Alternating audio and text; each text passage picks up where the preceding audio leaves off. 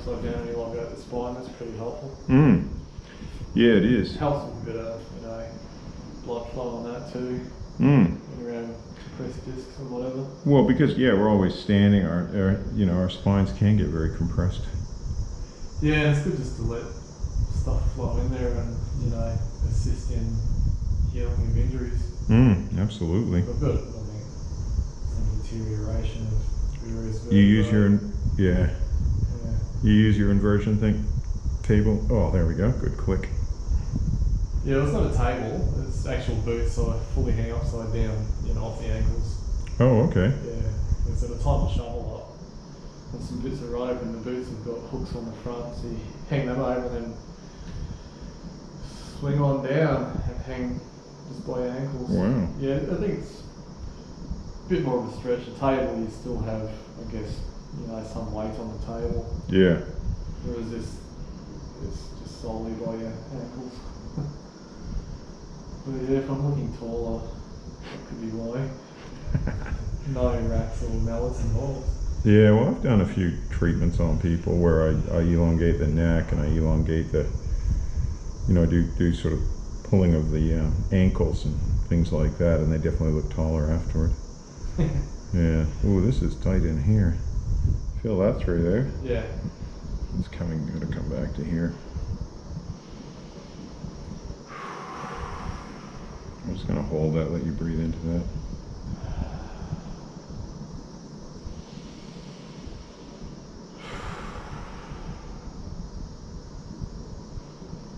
That'd be at about a 9.6 or so. Yeah, pretty well. Yeah.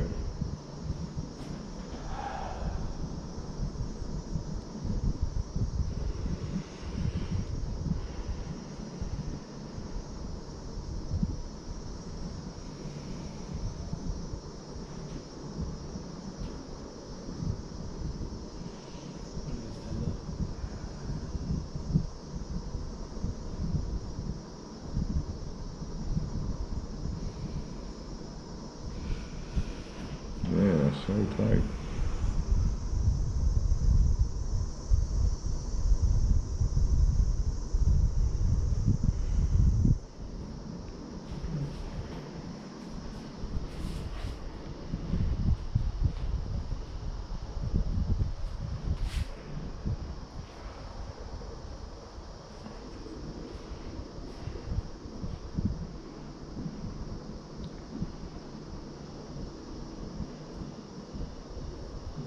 Be caused by all the page turning on my e-reader. Yeah. Yeah, I think it was tight last time I worked on it too, wasn't it? Very, very tight. A lot of problems with both thumbs, but in particular the right one. Yeah. Right-handed. Yeah.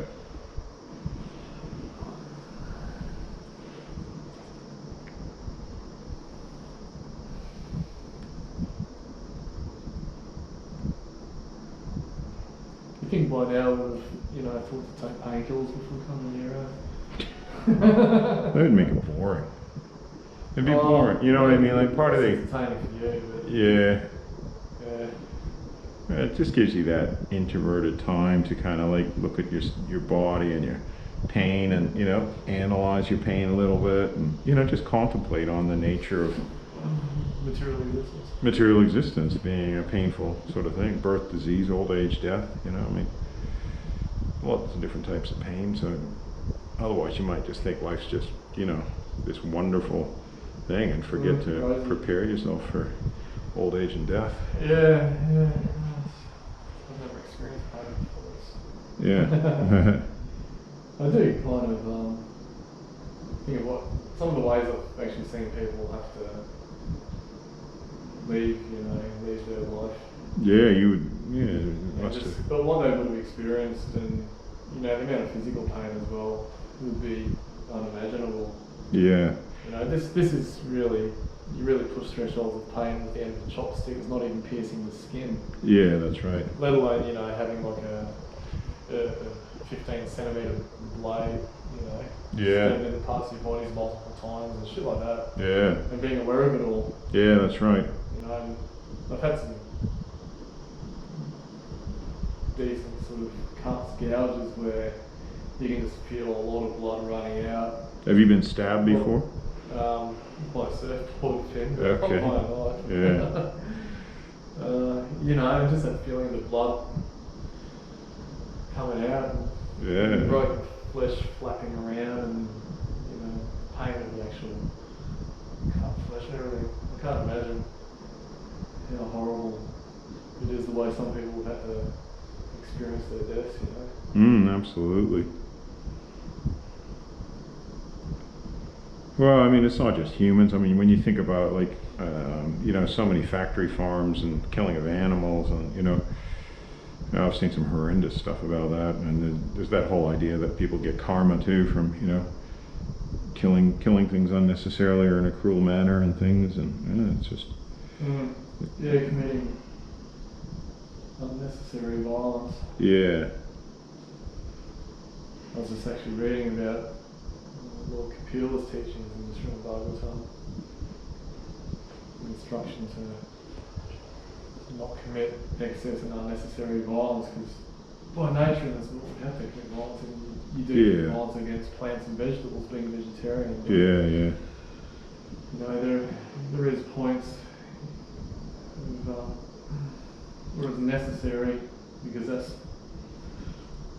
the world we've actually brought into, the nature of the different bodies that we take, and this body needs to eat by necessity, but there's definitely levels of unnecessary violence that we see being caused.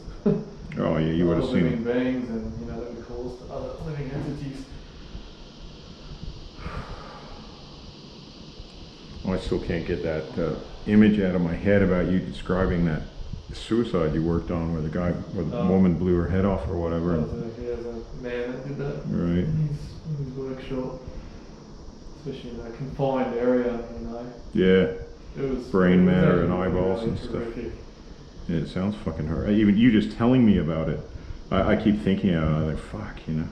But it's not working in that environment, you know, and Yeah. you know, Spending days and his body was so thick on the floor. It's Yeah. like it's a spattering here, or a bit of a stream of blood. It's like thick. Yeah. Brain matter and stuff. Yeah, brain matter and bits of jaw places, and you know, it was a complete eyeball up on a shelf. Wow. You know, stuck there. Fucking looking at you. It was looking down at the scene too. Yeah, wow. Yeah. It was attached to him. And he lost consciousness at that stage, but just symbolic of the whole thing is his eye ripped out of the head, was just looking at the scene of what's just occurred. Yeah. Yeah. Was that, do you know why he committed suicide? No, I don't recall. A lot of it's relationship breakups and things. Yeah, like I'm that. not sure it was Depression. relationship, depression, you know, it's unsatisfied with his life and how it was and how it's turned out, and obviously not feeling that there's any positive direction in it. Yeah, well. Which is, it's very common in this day and age that people experience that, you know. We're taught, get these things and you'll be behave happy. in this certain way, and you know, and you'll actually be happy, but there's no denying there's certain, you know, we do experience some pleasures in this world, whether it's a pleasure of ice cream or relationships, all these things, but you know, sensual pleasure doesn't Always make you equate happy. to happiness. We're not taught the difference.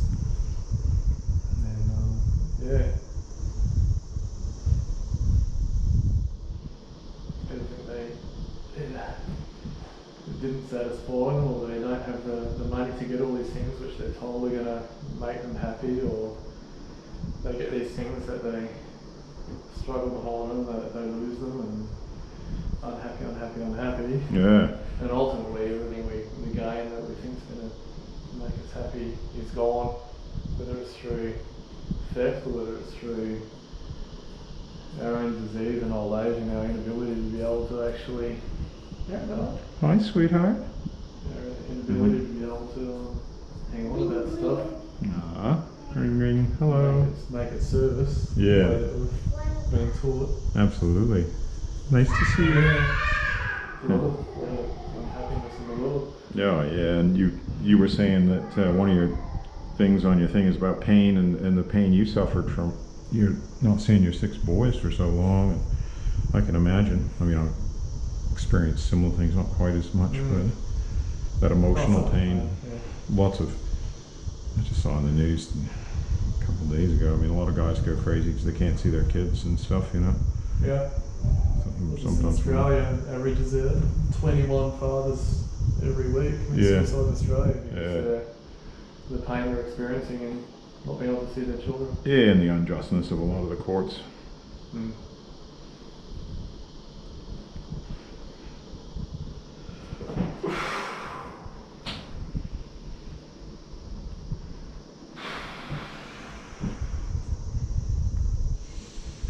Yeah, very tight in there. Just let you breathe a bit. So they do call this the Great Eliminator. This both this point, you know, Chinese medicine, it's on the large intestine meridian, and on here it's on the lungs. So my way of looking at it is it definitely helps people to deep breathe and start to let go, and can actually even help letting go of emotions and things as well. So I'll just get you to take a deep breath again.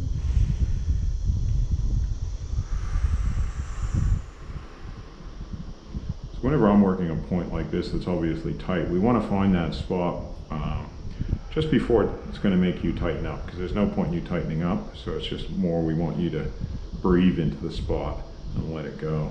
So big breath.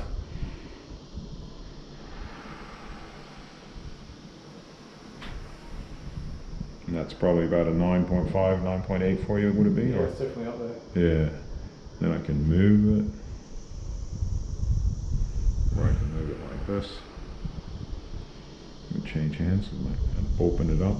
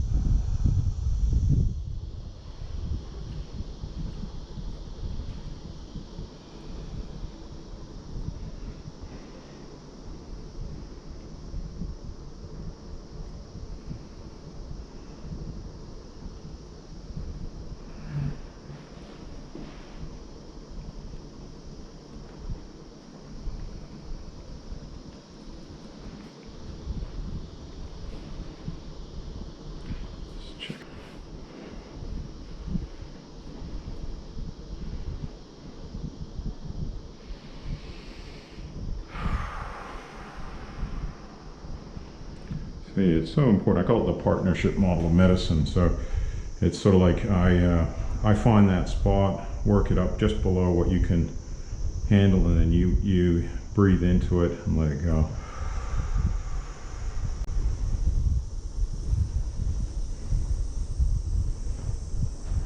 It's tight just in here too.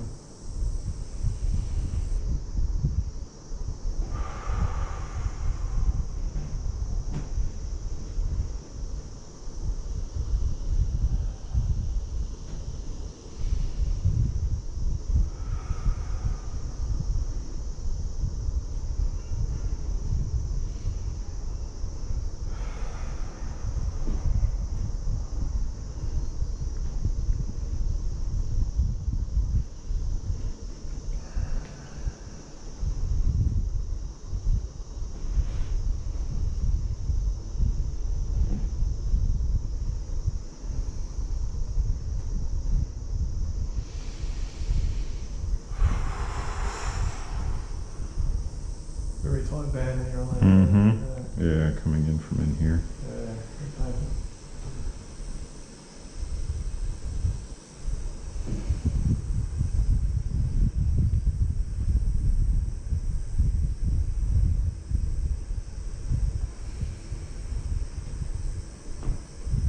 You could feel in the chest before, tenor across the front of the shoulder. Yeah.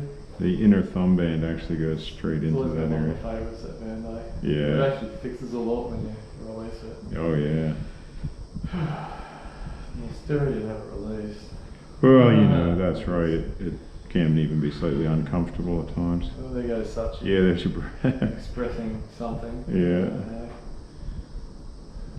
Startled or disagreeing with something. She's very opinionated. Yeah.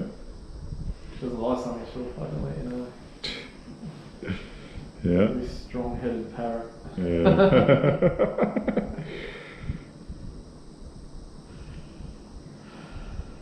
Well, I think she's getting Corey well trained. Mm-hmm. She does.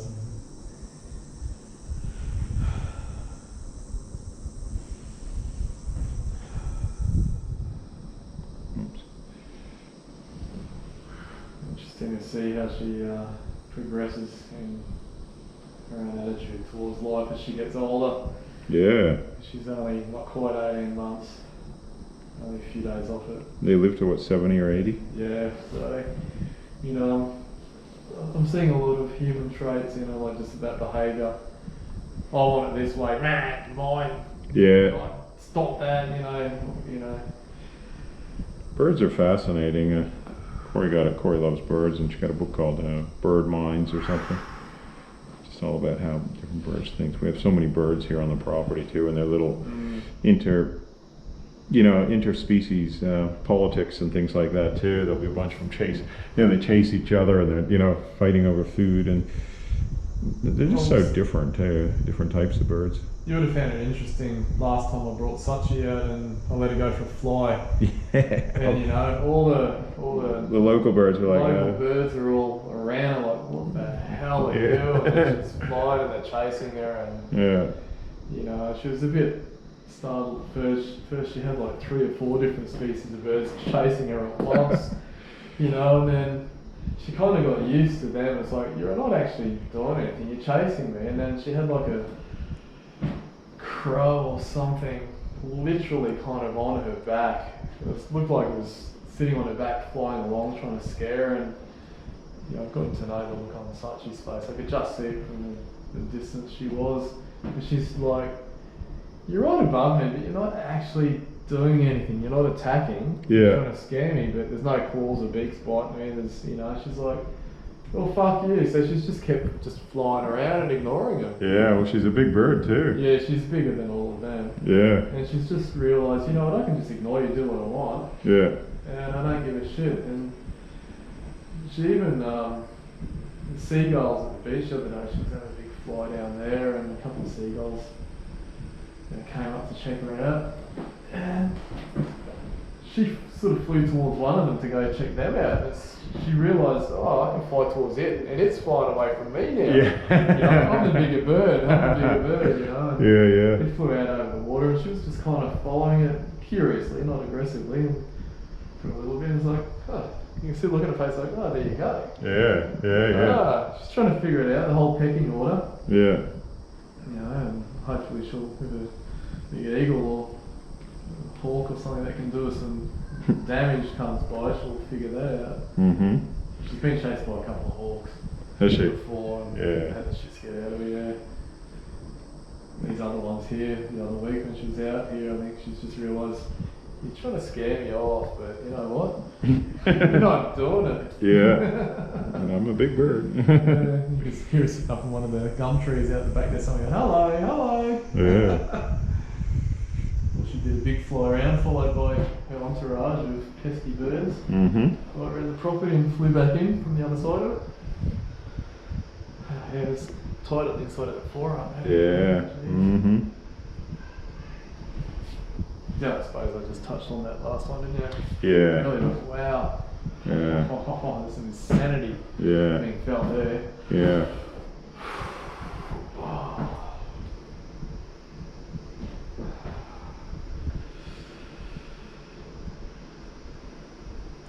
The pain of a muscle releasing too, you end up quite enjoying it after a while compared to pain that actually hurts you kind of thing or damages you. Mm. Takes a little while, it's a connoisseur kind of thing, I'm not saying you've a lot developed. of tension coming into like the ligaments and stuff here too, though. Oh yeah, Feel very that. tight. Yeah. Yeah. I've had enough ligament damage to know the difference between the muscle and the pain. Yeah. Kicking my feet. Yeah, well, you know, it Yeah, helps. see, I'm just picturing a happy place where I'm in the surf, having a swim, Yeah. paddling, kicking my legs. Yeah, and the shark coming up Actually, and no, it's grabbing just your that arm. it fucking hurts.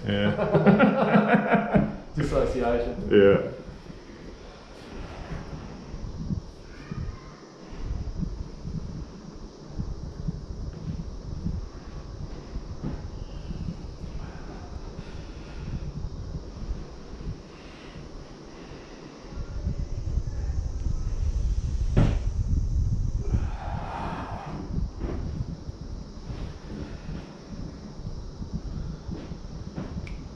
It's Nice. not pleasant having those big knuckles around those. No, it's When not. they crack though, eventually they give. Yeah, it is, yeah.